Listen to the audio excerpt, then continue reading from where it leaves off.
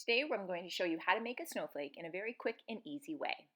All you need is some scissors, a pencil, and a piece of paper. I'm using white for my snowflake, so grab your piece of paper, and we want to turn our piece of paper into a square. So I'm going to turn my page long side, left to right, short side, top to bottom. I'm going to take that bottom left corner and pull it right up to the top, and then push down there to make a crease. See this little line here that's created on your page? You're going to take your pencil and follow down, just tracing that line.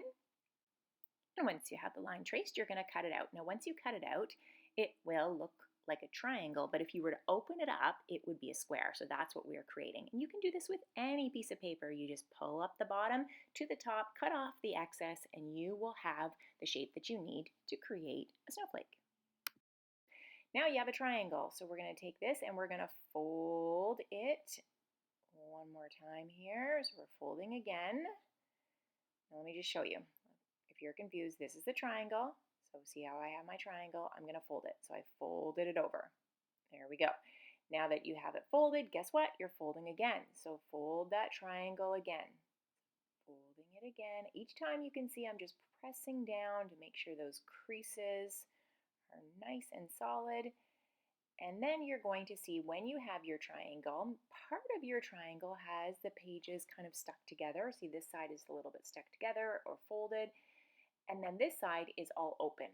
You want to make sure that when you are drawing your design, so grab your pencil, when you're drawing your design, you want to draw your design on those folded parts, but you want to make sure you leave a little bit. So if you are drawing your design on these folded parts and you don't leave any piece undone, then you're going to end up with a snowflake that is completely cut out and doesn't stick together. So those folded pieces are actually keeping the snowflake together.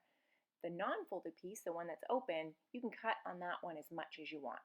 So you're just going to grab your pencil and draw whatever designs you want. Remember, leaving a little bit open on those folded sides so that it will stick together.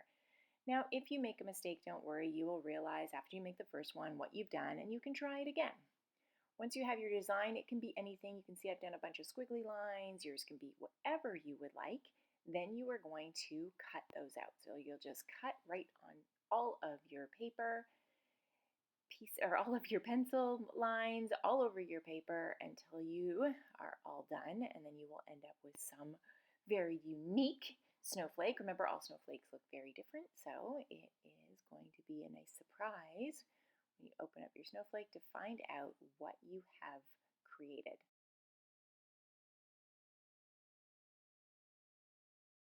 Dun, dun, dun. And here it is. Beautiful. Now, remember that little piece of paper that we cut off at the beginning? Let's grab it. So let's put this snowflake away for just a minute. And let's grab that other piece of paper and let's make a tiny snowflake. So we're going to take that little piece of paper, we're going to fold the bottom up, and we're going to trim off the extra. So now we have a little square that's turned into a triangle. We're now going to fold over again to make another triangle. And you guessed it, one more time, folding over again.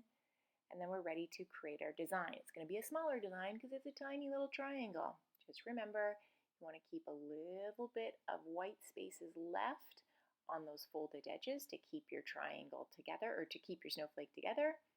And then you just cut.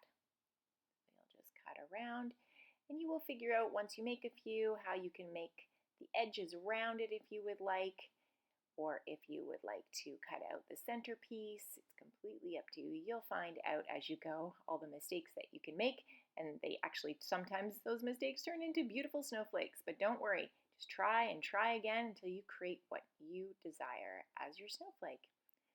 And then we will open this up, and here we have another little one.